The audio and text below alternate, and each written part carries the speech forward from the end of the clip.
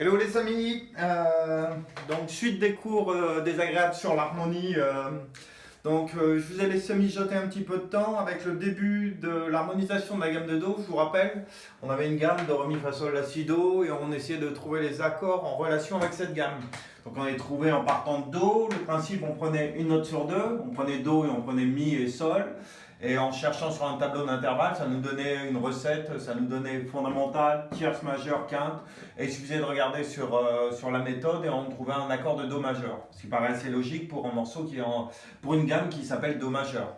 Après on était parti du Ré, on avait trouvé Ré, Fa, La et on avait trouvé un nouvel accord. En fait entre Ré et Fa il n'y avait qu'un ton et demi, ça nous avait donné une tierce mineure, ce qui faisait qu'on avait un Ré mineur.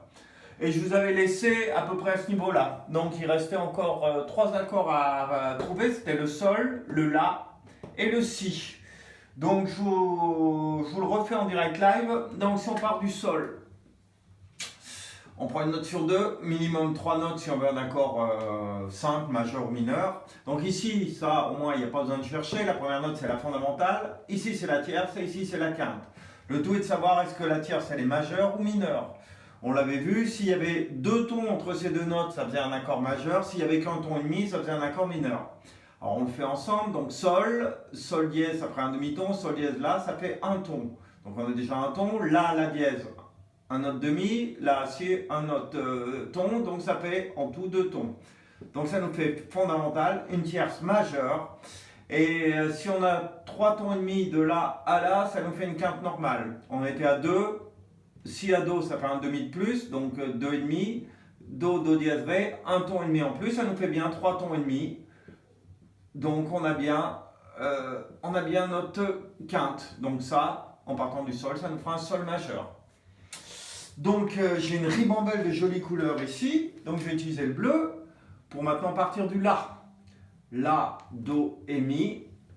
Qu'est-ce que ça nous donne? Le La, ça va être la fondamentale. Là, la tierce, est-ce qu'elle est majeure ou mineure? Il suffit de calculer de La à Do. Là, la dièse Si, ça fait un ton. Si à Do, il y a un demi, donc un ton et demi. Ah, là, ça sera une tierce bémol. Donc, on aura fondamentale, tierce bémol, et on vérifie si on a deux tons, enfin, si on a trois tons et demi en tout, mais on était à 1,5, donc feignant comme une loutre, je vais continuer de 1,5.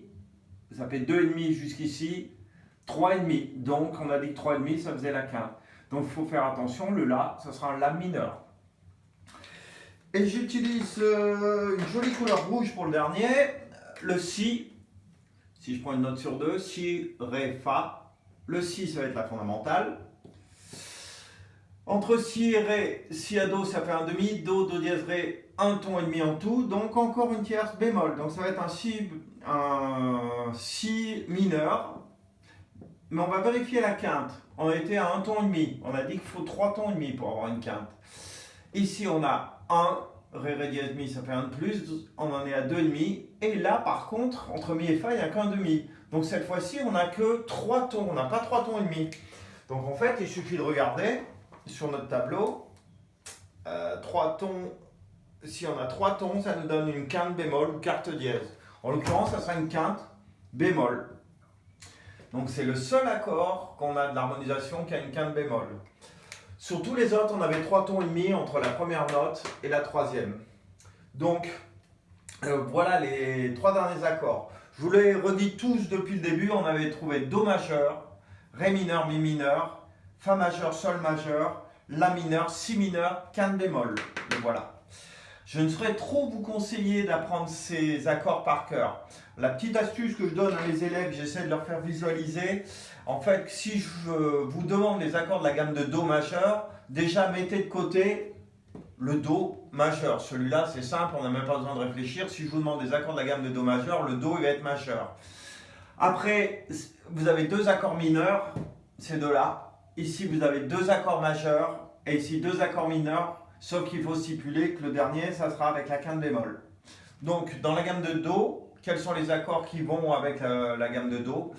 Le premier, il est majeur, Do majeur. Après, deux mineurs, Ré mineur, Mi mineur. Deux majeurs, Fa et Sol. Deux mineurs, La et Si. Donc, La mineur et Si mineur. Donc, vous utilisez ces accords dans n'importe quel sens, ça va sonner. Ils sont tous construits avec la gamme de Do.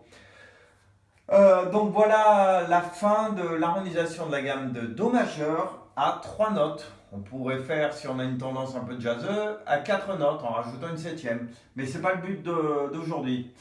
Je finis en vous disant que si vous avez suivi les cours pour savoir écrire n'importe quelle gamme, la gamme de Ré, de Fa, de Sol, de ce que vous voulez, les accords vont encore apparaître dans le même ordre. Une fois que vous êtes capable de mettre les notes dans l'ordre, je sais pas, gamme de Fa, Fa, Sol, La, Si bémol, Do, Ré, Mi, le premier accord sera majeur, après il y aura deux mineurs, après il y aura deux majeurs et après il y aura deux mineurs en rajoutant qu'un bémol au dernier.